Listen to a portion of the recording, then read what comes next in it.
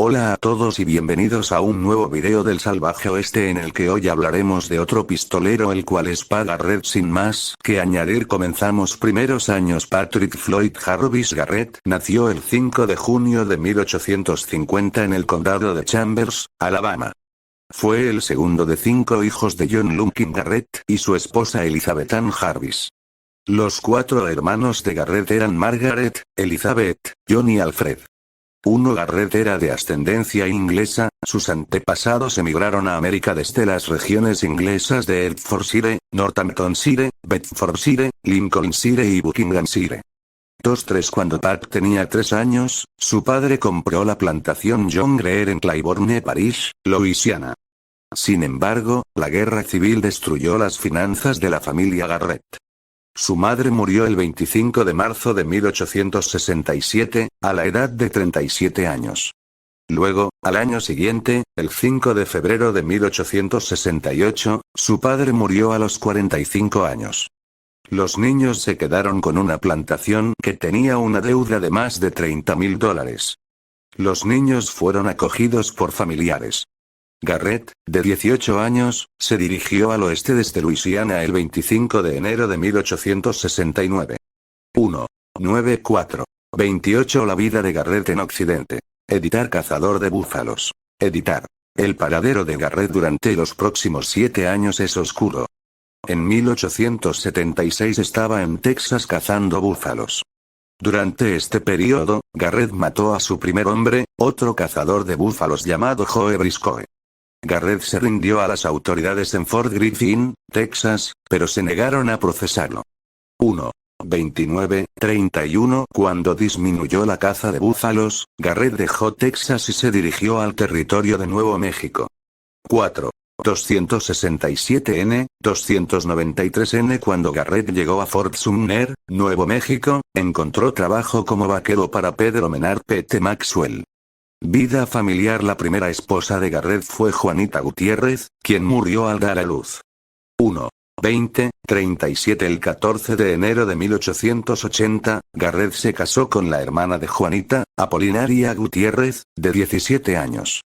1.40.41.4.94.96 Entre 1881 y 1905, Apolinaria Garrett dio a luz a 8 hijos. Ida, Dudley, Elizabeth, Annie, Patrick, Pauline, Oscar y Jarvis.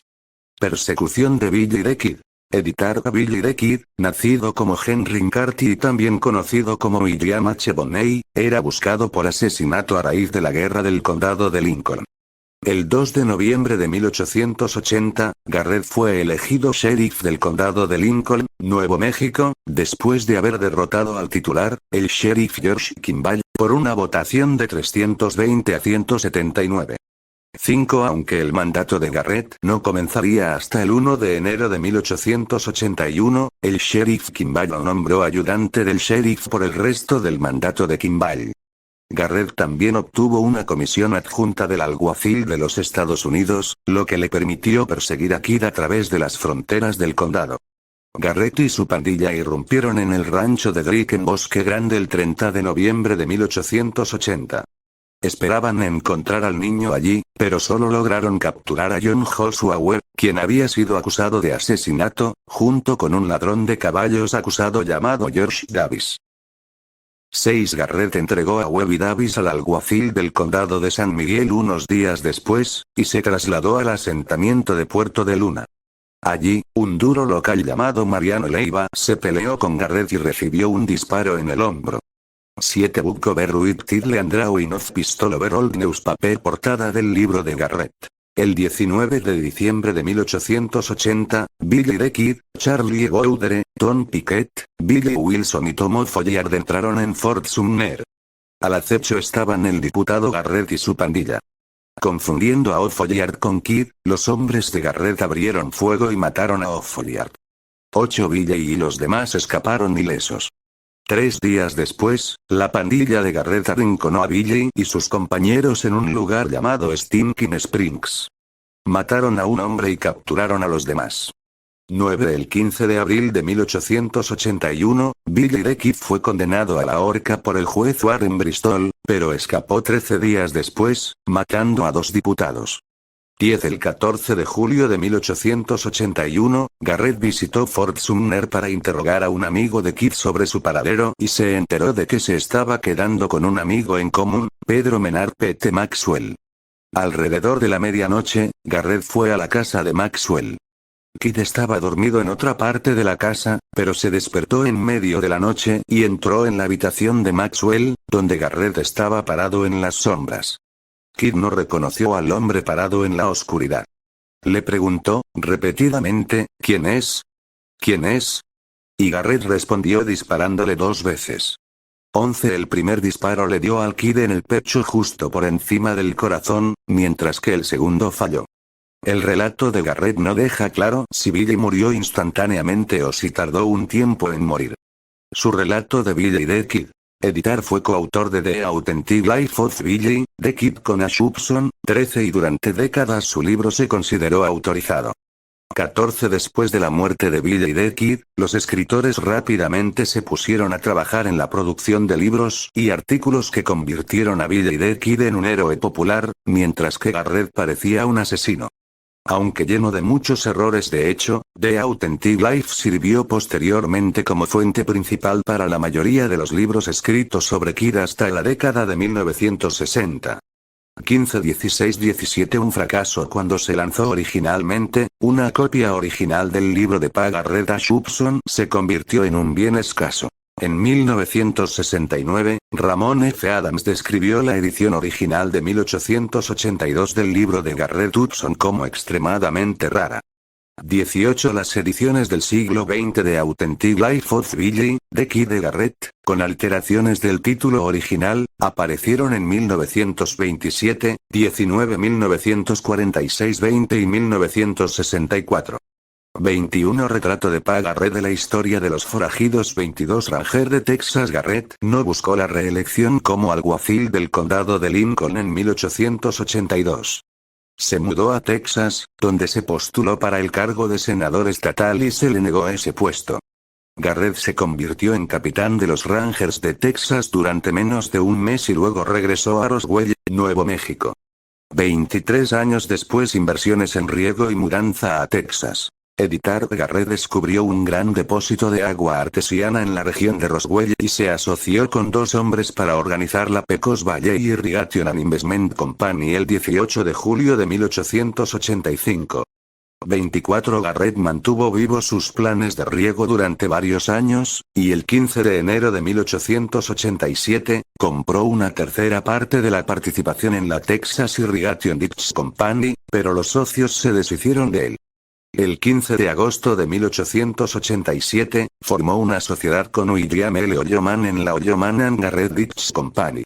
25. Sin embargo, todas las incursiones de Garrett en el campo de riego resultaron en un fracaso. Cita requerida en 1892, Garrett había trasladado a su gran familia a Uvalde, Texas. John Nance Garner, 1868-1967, futuro vicepresidente de los Estados Unidos. 26. Garrett podría haber vivido el resto de su vida en Uvalde, de no haber sido por un evento que llegó a los titulares en Nuevo México. Desaparición de la fuente de Albert Jennings. Editar el 31 de enero de 1896, el coronel Albert Jennings Fountain y su hijo Henry de 8 años desaparecieron en el límite del área de White Sands en el sur de Nuevo México. Ninguna de las fuentes se volvió a ver. El misterio nunca se resolvió oficialmente, incluso con los esfuerzos de los exploradores Apache, los Pinkerton y un impulso total del Partido Republicano. 27. En abril de 1896, Garrett fue nombrado alguacil del condado de Doña Ana, y 2 años más tarde había reunido pruebas suficientes para realizar arrestos, solicitando a un juez de las Cruces órdenes para arrestar a Oliver M. Lee, William McNew, Bill Carey James Gilliland. En cuestión de horas, había arrestado a McNew y Carr. 28 Durante las primeras horas de la mañana del 12 de julio de 1898, Garrett y su pandilla se enfrentaron a Oliver M. Lee y James Gilliland en un lugar llamado Wildy cerca de Oro Grande, Nuevo México. Garrett había esperado capturar a los fugitivos mientras dormían, pero Lee y Gilliland esperaban problemas y se llevaron sus sacos de dormir al techo del barracón para evitar ser tomados por sorpresa. Uno de los ayudantes de Garrett llamado Kearney escuchó pasos en el techo, subió una escalera y fue herido de muerte por los fugitivos. Un disparo perdido golpeó a Garrett. Debido a su preocupación por su ayudante moribundo, Garrett arregló una tregua con los fugitivos y se retiró mientras Kearney subía a un vagón. Sin embargo, Kearney murió en el camino a las cruces, y Lee y Gilliland permanecieron prófugos durante otros 8 meses, antes de que finalmente se rindieran al alguacil George Curry.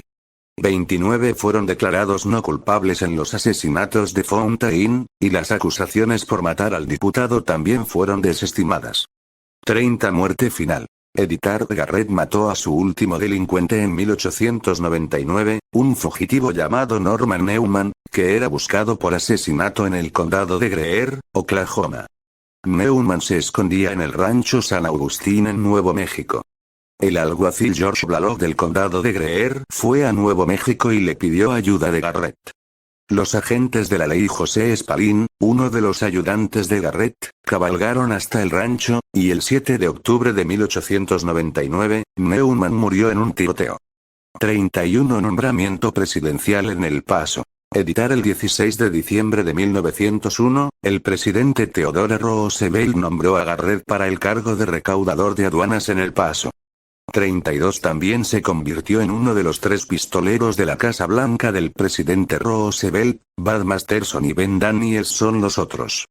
33 A pesar de la indignación pública por su nombramiento, Garrett fue confirmado por el Senado de los Estados Unidos el 2 de enero de 1902. 34 El mandato de Garrett como recaudador de aduanas de El Paso fue tormentoso desde el principio. El 8 de mayo de 1903, se metió en una pelea pública con un empleado llamado George Gaiter. A la mañana siguiente, tanto Garrett como Gaiter pagaron una multa de $5 por alterar el orden público. 35 Las quejas continuas sobre la supuesta incompetencia de Garrett se enviaron a Washington. 36 A pesar de todo, el presidente Roosevelt apoyó a Garrett. Como muestra de su apoyo, Roosevelt invitó a Garrett a asistir a una reunión de Rough Riders que se llevó a cabo en San Antonio durante abril de 1905. Dado que Garrett no había sido miembro de ese regimiento, la invitación de Roosevelt fue tomada como un desaire a aquellos críticos que querían reemplazar a Garrett. De su puesto. Garrett trajo a un invitado propio al evento llamado Tom Powers.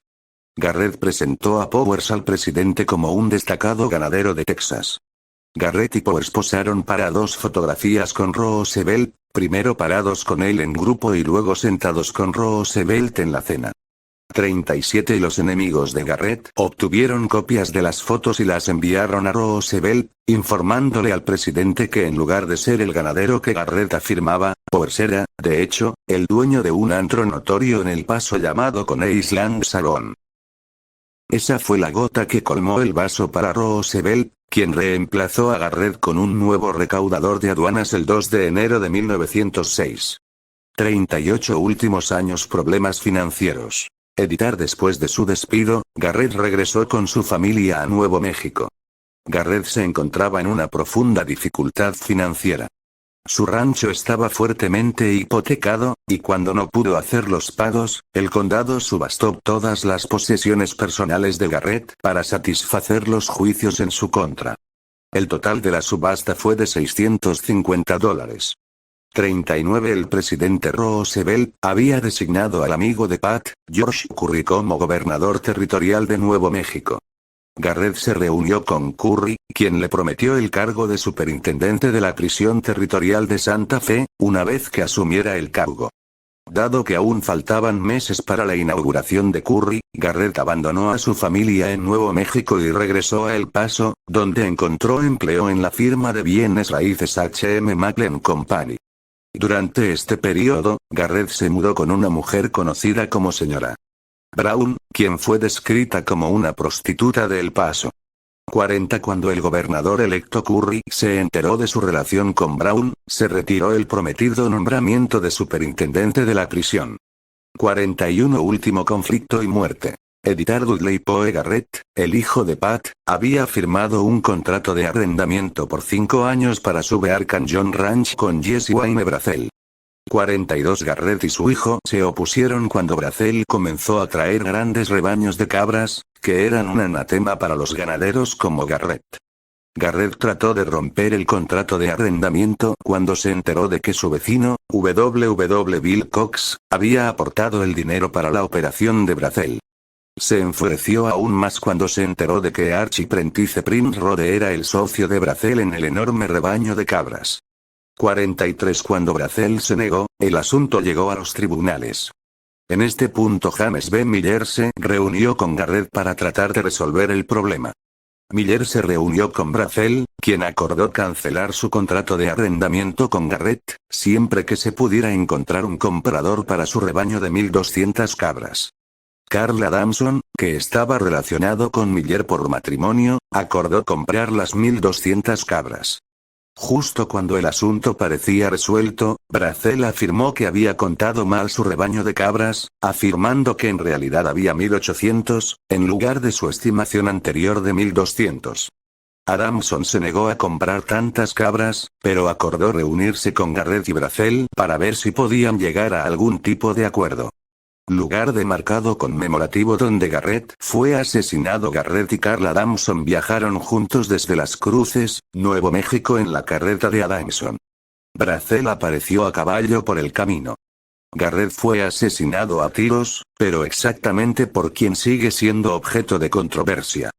Brazel y Adamson dejaron el cuerpo a un costado de la carretera y regresaron a Las Cruces, donde Brazel se rindió al alguacil Felipe Lucero. Más de 30 años después, Lucero afirmó que Brazel exclamó: «Enciérrame. Acabo de matar a Pat Garrett». Brazel luego señaló a Adamson y dijo: «Él vio todo y sabe que disparé en defensa propia». 44 Lucero encarceló a Brazel, convocó a un jurado forense y se dirigió al lugar de la muerte de Garrett. El juicio de Brazel por el asesinato de Garrett concluyó el 4 de mayo de 1909. 45 Brazel estuvo representado en su juicio por el abogado y futuro secretario del Interior, Albert Bacon Fall. El único testigo ocular del asesinato de Garrett, Adamson, nunca apareció en el juicio, que duró solo un día y terminó con una absolución. 46 47 48 Identidad del asesino. El informe del forense sobre la muerte de Garrett establece que Brazel le disparó a Garrett. 49 Según los informes, Brazel confesó, pero fue absuelto en el juicio. Se han propuesto otros 4 sospechosos: Adamson, Cox, Rode y Miller.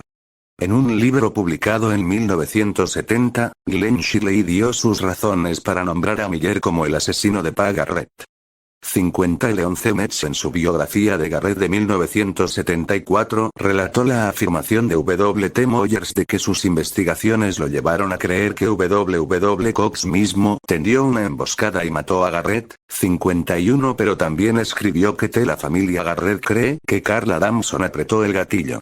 En su libro de 2010 sobre Billy the Kid y Pat Garrett, Margle Gardner sugiere que Archie Prentice Prince Rode mató a Garrett.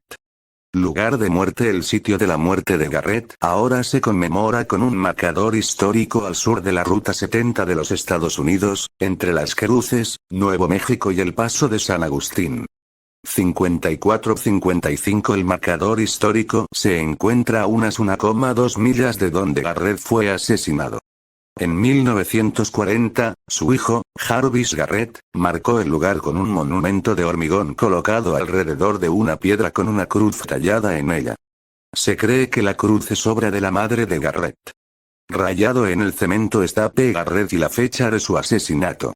El marcador se encuentra en el desierto. 56 La ciudad de Las Cruces planea un desarrollo que destruiría el sitio. Se ha formado una organización llamada Friends of Pat Garrett para garantizar que la ciudad conserve el sitio y el marcador. Lugar de funeral y entierro. Sitio de entierro de la familia Garrett. El cuerpo de Garrett era demasiado alto para cualquier ataúd terminado disponible, por lo que se tuvo que enviar uno especial desde El Paso. Su funeral se celebró el 5 de marzo de 1908 y fue sepultado junto a su hija Ida, que había muerto en 1896 a la edad de 15 años. La tumba de Garrett y las tumbas de sus descendientes se encuentran en el cementerio masónico, Las Cruces.